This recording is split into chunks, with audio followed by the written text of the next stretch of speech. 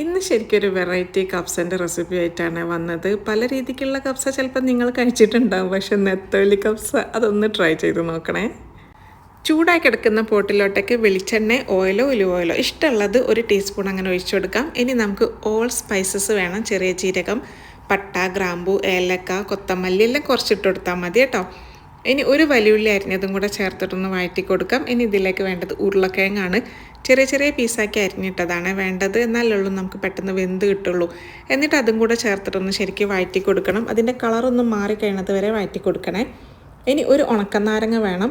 അത് കഴുകി വൃത്തിയാക്കി കഴിഞ്ഞതിന് ശേഷം അതൊന്ന് നടു പൊട്ടിച്ചിട്ടാണ് ഇട്ട് കൊടുക്കുന്നത്.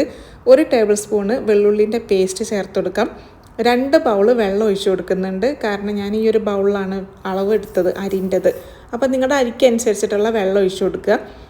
വെള്ളം ശരിക്കും തിളച്ച് കഴിഞ്ഞതിന് ശേഷം കുതിർത്ത് വെച്ച ബസ്മതി അരി ഇതിലോട്ടേക്ക് അങ്ങനെ ചേർത്ത് കൊടുത്തിട്ടുണ്ട്. എന്നിട്ടൊന്ന് പതുക്കെ ഒന്ന് ഇളക്കി കൊടുക്കാം. ഇനി നമുക്കിത് അടച്ച് വെച്ചിട്ട് ഒരു ലോ ഫ്ലെയിമിലിട്ടിട്ട് അങ്ങനെ ദം ചെയ്തെടുക്കണം കേട്ടോ. അപ്പോൾ ഈ വെള്ളം എടുക്കുന്ന സമയത്ത് എപ്പോഴും ശ്രദ്ധിക്കുക, കുറച്ച് മൈനസ് ചെയ്തിട്ട് വേണം. അരിൻ്റെ അളവിനനുസരിച്ചിട്ട് മൈനസ് ചെയ്യുക കേട്ടോ വെള്ളം, എന്നാലേ ചോറ് നല്ല കറക്റ്റായിട്ട് കിട്ടുള്ളൂ. ഇനി നിങ്ങൾക്ക് സ്മോക്ക് ചെയ്യിപ്പിക്കണമെങ്കിൽ അങ്ങനെ സ്മോക്ക് ചെയ്യിപ്പിക്കാം. പക്ഷേ കപ്സൊക്കെ ശരിക്കും സ്മോക്ക് ചെയ്യിപ്പിക്കേണ്ട ആവശ്യമില്ല. ആ ഒരു കപ്സിൻ്റെ മസാലേൻ്റെ ആ ഒരു ഫ്ലേവർ നമുക്ക് ശരിക്കും കിട്ടും കേട്ടോ. അപ്പോൾ ഈ വിളമ്പുന്ന ആ ഒരു സമയത്ത് മല്ലിയില തൂവി കൊടുക്കാം. ഉരുളക്കിഴങ്ങൊക്കെ കറക്റ്റായിട്ട് വെന്ത് കിട്ടിയിട്ടുണ്ട്. അപ്പോൾ മീൻ ഈ ഒരു വെള്ളത്തിലിട്ടിട്ടല്ല നമ്മൾ വേവിക്കുന്നത്, സെപ്പറേറ്റ് ആയിട്ട് പൊരിച്ചിട്ടാണ് സെർവ് ചെയ്യുന്നത്.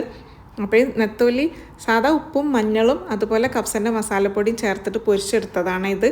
അത് ഇതിൻ്റെ മുകളിലോട്ടേക്ക് ഇട്ട് കൊടുക്കുക. എന്നിട്ട് ചോറ് കഴിക്കുന്ന സമയത്ത് ആ ഒരു നെത്തോലിയും ആ ഒരു ചോറിൻ്റെ ഫ്ലേവറും എല്ലാം കൂടെ പൊളി ടേസ്റ്റാണ്. അപ്പോൾ മീൻ പൊരിക്കുന്ന സമയത്ത് പിന്നെ കപ്സിൻ്റെ മസാലപ്പൊടി ഇടാൻ വേണ്ടി മറക്കരുത്. ട്രൈ ചെയ്യുക, അഭിപ്രായം അറിയിക്കുക.